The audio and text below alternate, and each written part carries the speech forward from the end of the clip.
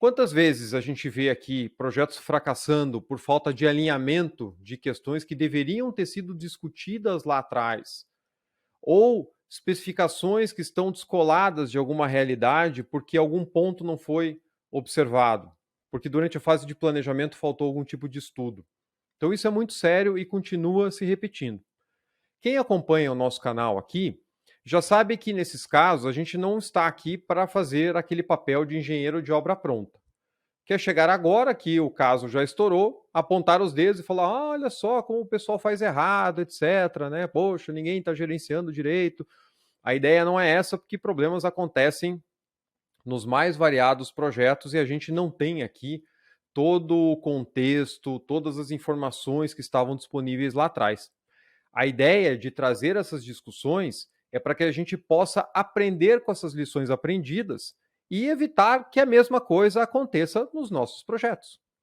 Não é muito mais fácil e mais barato aprender com os problemas dos outros do que com os nossos? Então, quantas vezes a gente vê problemas acontecendo em outros projetos e a gente não traz isso para o nosso sistema, para o nosso processo? Então, a ideia de discutir esses cases aqui é justamente isso, para que a gente possa aprender e possa melhorar. Inclusive, temos um episódio que fala sobre lições aprendidas e gestão do conhecimento. Inclusive, é um dos que tem maior audiência dos mais recentes dentro do mesmo período. Então, confere lá se você ainda não ouviu, ficou muito legal com o Alexandre Sontag. O que a gente pode aprender com esse case falando em lições aprendidas? O que me chamou mais atenção em relação a esse caso é que eu trago no curso de FEL que eu faço em alguns MBAs um case exatamente igual ou praticamente igual que aconteceu em 2014 ali do lado, na França. Em maio de 2014 começaram notícias na imprensa, um caso que se desenrola exatamente da mesma forma que o caso espanhol, de que os novos trens de alta velocidade encomendados eram mais largos, não desse caso do que os túneis, mas sim para entrar em algumas plataformas de algumas estações no interior da França. Era a operadora francesa, né, a SNCF, descobriu que 2.000 novos trens encomendados naquela época ao valor de 15 bilhões de euros, que naquela época dava uma cotação de mais de 20 bilhões de dólares, eles eram muito largos para algumas plataformas regionais, algumas estações menores onde os trens teriam que passar. Esse problema, quando estouraram as notícias lá por 2019, pelo menos aqui, né, que eu tive acesso e aí depois comecei a fuçar mais, tinha custado à operadora pelo menos 50 milhões de euros, porque eles iam ter que demolir, né, parte das plataformas antigas para que os trens pudessem passar, porque era uma encomenda muito grande. E aí a ideia era tentar adequar ao máximo a infraestrutura existente.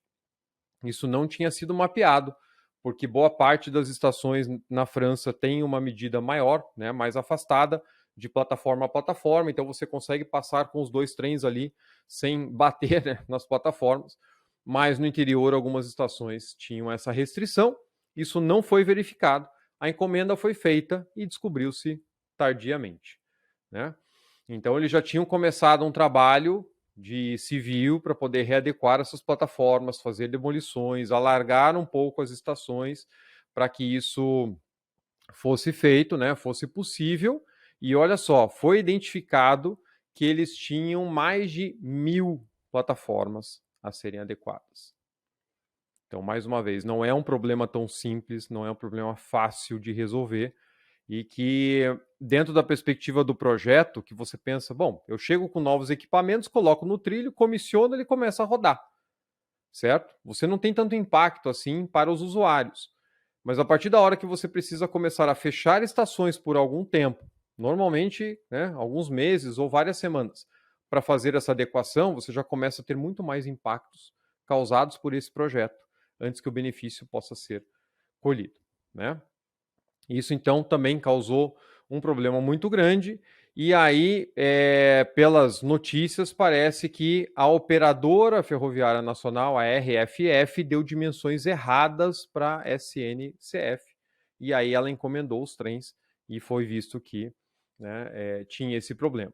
Então, eles basicamente se basearam em medidas das plataformas construídas nos últimos 30 anos, só que tinham plataformas que tinham mais de 50 anos que tinham espaçamento mais estreito, né? Menos espaçamento de uma ponta para outra, então com isso você não conseguiria entrar com os trens mais largos, da mesma forma que aconteceu ali na Espanha, né?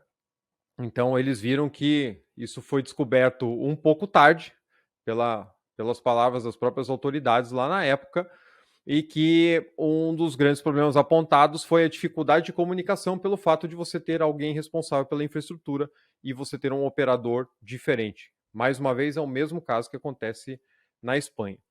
Problema de comunicação, problema de integração entre os stakeholders, causando problemas em projetos.